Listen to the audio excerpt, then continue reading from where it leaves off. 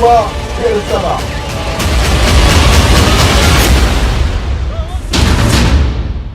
Double धमाका, double हमला, Hamas का खुफिया युद्ध।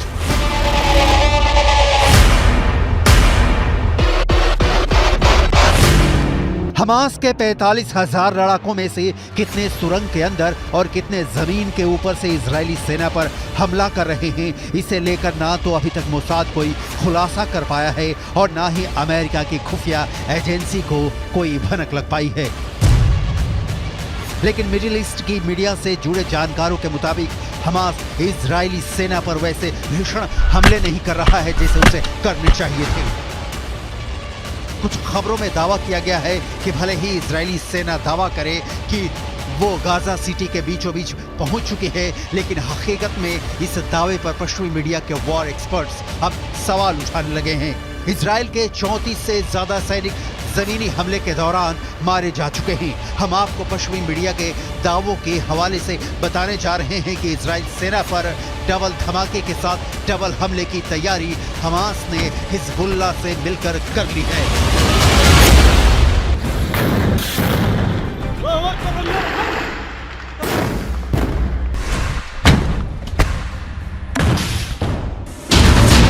इजराइल की वर्दी में हमास के लड़ाके।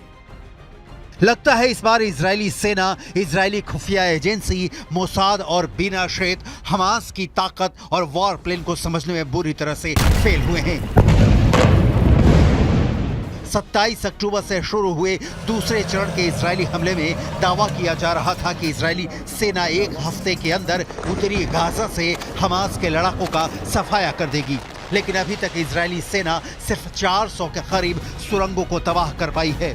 इधर हमास ने फिर दावा किया है कि उसके लड़ाके इजरायली सेना को उत्तरी गाजा में हरा देंगे। आखिर हमास इतने बड़े दावे कैसे कर रहा है? कुछ खबरों में यहाँ तक दावा किया गया है कि हमास के लड़ाके इजरायली सेना की वर्दी पहनकर हमले कर रहे हैं।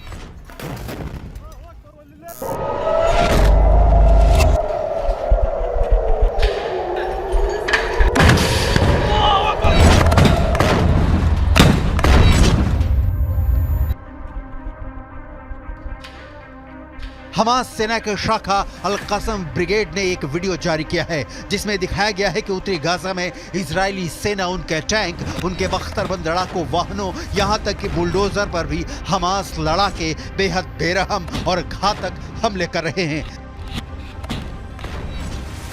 जरा आप हमास की तरफ से जारी किए गए इस 2 मिनट 44 सेकंड के वीडियो की एक एक तस्वीर को देखिए, जिसमें 50% तक तबाह हो चुके गाजा में हमास के लड़ाके चारों तरफ से हमले कर रहे हैं। डबल धमाका, डबल हमला, हमास का खुफिया युद्ध।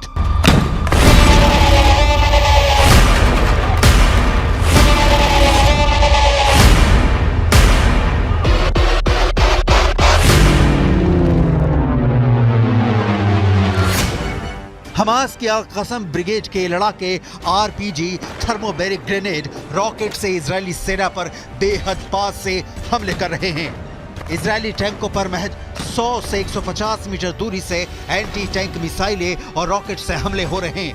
हैरानी की बात तो यह है कि हमास की अल कसम ब्रिगेड अमेरिकी और रूसी हथियारों से इजरायली सेना पर हमला कर रही है।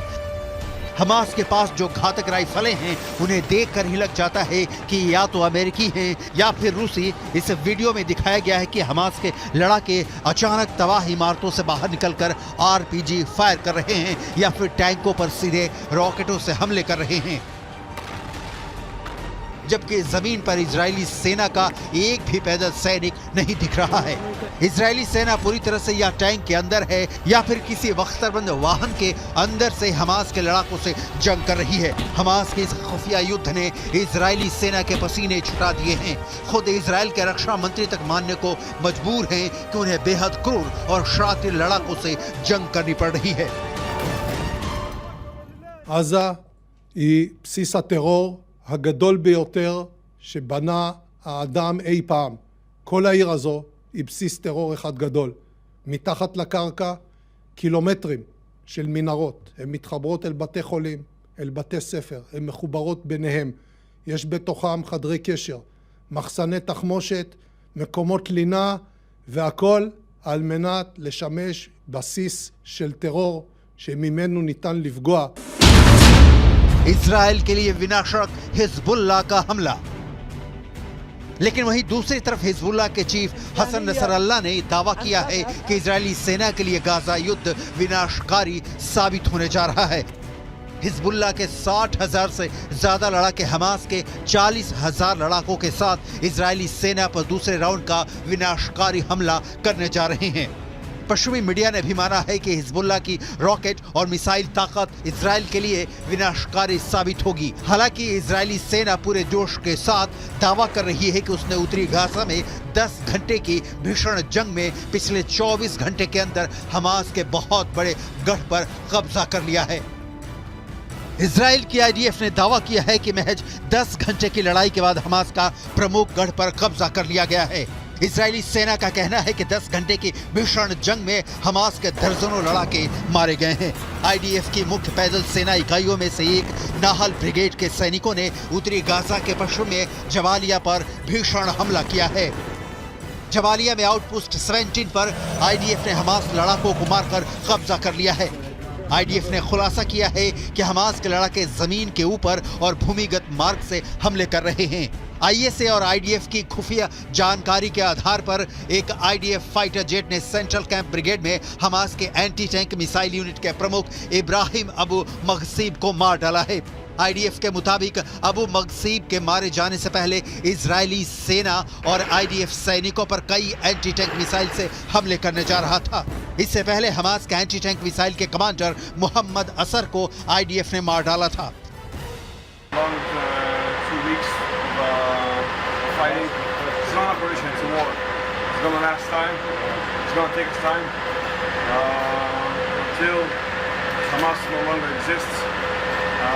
Till our prisoners, people that were kidnapped, will come back home. It's been rough, it's been hard, but we're doing a good job.